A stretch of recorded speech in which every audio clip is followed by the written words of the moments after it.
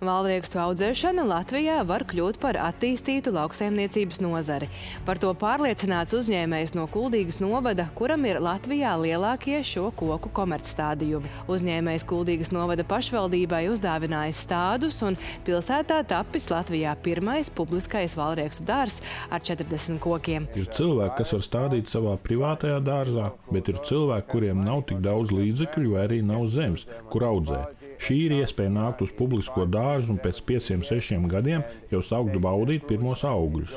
Es esmu tik laimīgs šodien, jo top pirmais valriekstu parks un Kuldīga ir Latvijas valriekstu audzēšanas vēstniece. Viņas sapnis ir dot iespēju katram izmēģināt Latvijas klimatam pielāgotas un audzētas valriekstu šķirnes.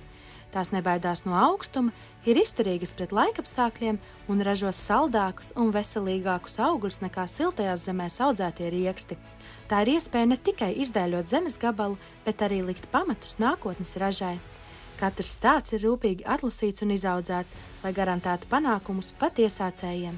Jau pēc 7 līdz 8 gadiem no viena koka varēsiet ievākt līdz pat 40 kg riekstu. Turklāt koki dzīvo vairāk nekā 200 gadus. Tos baudīs arī jūsu bērni, mazbērni un mazmazbērni. Šos kokus var stādīt gan rudenī, kamēr zeme vēl nav sasalusi, gan pavasarī. Dodieties uz valnat.lv, izvēlieties savu šķirni un saņemiet to ar piegādi mājās.